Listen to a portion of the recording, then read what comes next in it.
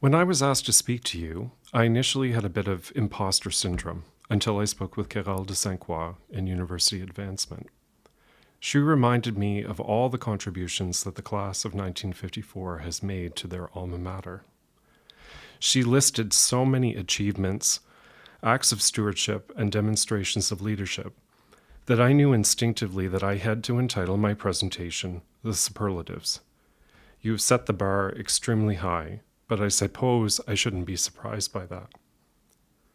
When I figured out that your Latin class motto, Omnia Vincere Venimus, translates to "we came to conquer everything," I should have had an inkling about what you were going to achieve while you were on campus and in your lives thereafter. It's a bold statement, but I think it reflects the optimism of the 1950s and points to the possibilities that you saw as young students at Mount Allison. Today, I'm going to play raconteur and look back at those halcyon days to hopefully inspire some happy memories and tell some funny tales. After all, my job as archivist is really to be the keeper of the stories. You were students on campus when Ross was the boss. Your time here marked an era when things were simpler. The war was long over, balance was restored, and the economy was booming. The student body was increasing, and President Flemington's genial nature and training received from his predecessor, President George Truman, ensured that the university was on solid footing. It was also a time when Mount Allison pranks were in their heyday. On one occasion, a student was called after midterms to meet with his physics professor, likely wee Donnie McGregor, who expressed disappointment with his results. He in turn referred the student to his chemistry prof, possibly Professor Cuthbertson, who echoed the same sentiment. Next, the student was told to visit the academic dean. He heard the same story there and was instructed to head to the president's office. At this point, he was sure he was about to be expelled, but when he walked into the office, Ross the boss got up, shook his hand, and congratulated him on being selected as that year's candidate for the Rhodes Scholarship. It seems that President Flemington had a very good sense of humor as well. One morning, Dr. Ann Dixon, the Dean of Women, stepped out of her apartment in the UGR to find that her car had disappeared. It did not take long to discover its whereabouts, for it was all too evident from this photograph that her car was high and dry on the little island in the pond. Although the water was shallow, it was still too deep to remove the car. The culprits had used lumber from the Allison Gardens rink project to construct a temporary bridge, which they promptly removed, creating no end of consternation for Dr. Dixon and student Heward Grafty, owner of the other vehicle, who went on to become a Conservative member of Parliament from Quebec. In an oral history I recorded with a barn boy from the 1950s, I learned that Dr. Donald Wells McLaughlin, the Dean of Men, or the Chin to many of you, had to rush down from Truman House to deal with a game of floor hockey that had gotten out of control. You see, the boys on the second floor of the barn had decided that they wanted to make that hallway look more like an ice surface, so they covered it with white laundry powder and sprayed the blue and red lines to make it look legitimate. Unfortunately, when one of the guys decided to add water to the mix, the slippery mess caused more than a few accidents and torrents of rushing water on the floors below, so the Chin was called in to read the riot act. I suspect that many of you will remember class colors, TAMs, and placards, which introduced you to the campus. This picture depicts your initiation, or high cockalorum, in Fawcett Hall, when the upper classes put you through your paces and welcomed you into the Allisonian family. Many of you would have arrived in Sackville on board a train. This image shows the PEI train leaving town along the tracks which now form part of the Waterfowl Park. One of the most popular student organizations in the early 1950s was the Choral Society, which was led by Dr. Alfred Whitehead, or Jeffrey Pezant, in your final year. In 1954, you put on a presentation of Gilbert and Sullivan's comic opera Ruddigore. Bob Mills and Audrey Gould were the leads and were ably supported by Myra McKeel and Bill Langstreth. In fact, Langstreth did double duty, also providing set design for the production. In your day, the quarry was a popular spot for students, and this image shows fine arts professor Ted Pulford leading a plein air class on the site. This property was recently acquired by the local municipal government and will become another park for the citizens of Sackville. Professor Arnold Cuthbertson, or Cuthy to many of you, was one of the mainstays of the Department of Chemistry, and he was ably assisted by Murray Sears, whose brother Job might be known to those of you with a fine arts connection. Mount A was often a family affair for the employees as well as the students. The 1950s were also a time when many men were thinking about entering the ministry of the United Church. I believe that this image was taken in the former Sackville United Church and demonstrates how many men went on to be clergy. I believe that some men in your class, including Reverend Dr. McEachern, appear in the front row. In the fall of your second year, you welcomed Princess Elizabeth and Prince Philip to Sackville for the first time. As you can see, Professor Cuthbertson was part of the greeting party because he was doing double duty as the mayor of Sackville that year, in addition to teaching at Mount A. During your time on campus, students actually dressed up for class, as I'm sure you well remember. This image from 1952 near the Science, later Flemington building, proves that women were required to wear skirts, and the men had to have either a jacket and tie or varsity and sweater with a tie to be able to attend classes. I think I'm right in this, but you can correct me if I'm wrong. It's a very big change from today. I'm sure you also remember the excitement of the junior prom. It was one of the biggest events of the student social calendar held in November of each year. Anecdotally, I believe that the timing usually coincided with the fall change of clocks, so that the attendees were able to squeak out another hour before they had to be back in residence, because of the rules in place at the time.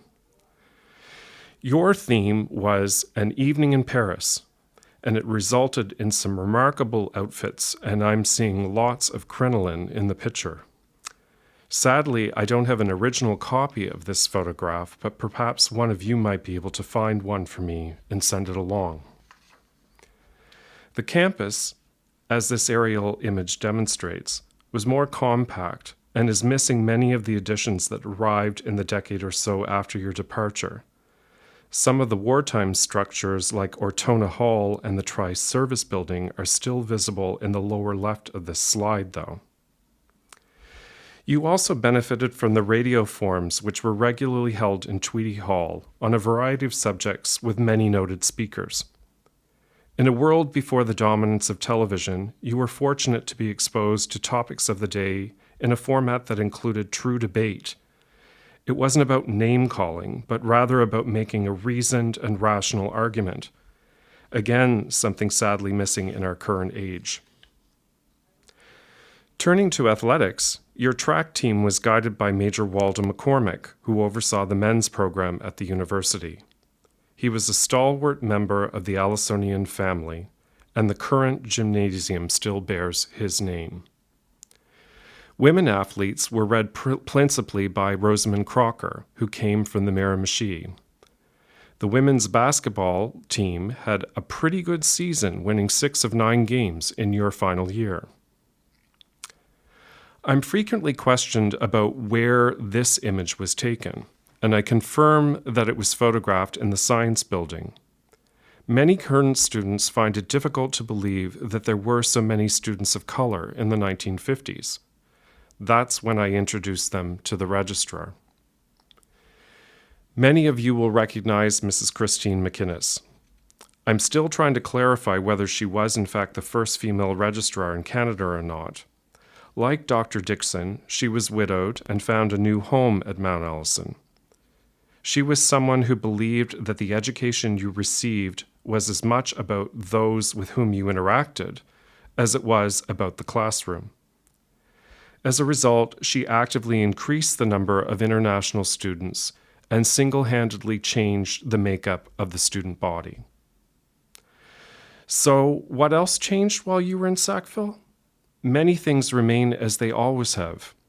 For instance, this view of Bridge and Main Streets has not been modified apart from the addition of traffic lights and a new facade to the Royal Bank building. On campus, the former Male Academy was repurposed as Palmer Hall and became a freshman men's residence in 1952. It was the fourth building to stand on the site of the original academy.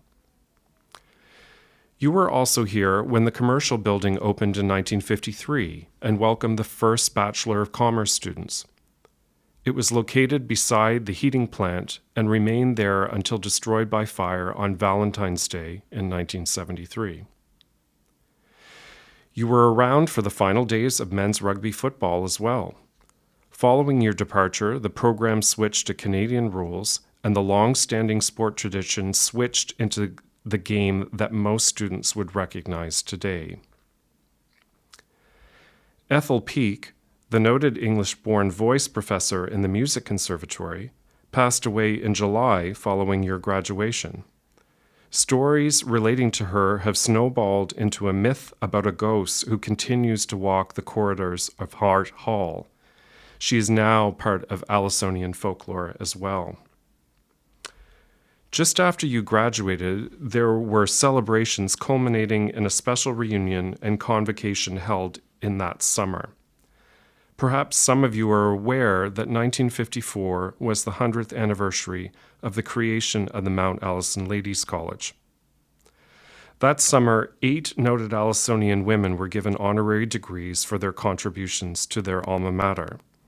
The women included Lady Henrietta Banting, class of 1932, who was a noted scientist, and Muriel McQueen Ferguson, class of 1921, who was the first female senator from New Brunswick and the first female speaker of the Canadian Senate. As with any celebration, you need a huge cake to recognize such a momentous occasion. This version really does take the cake.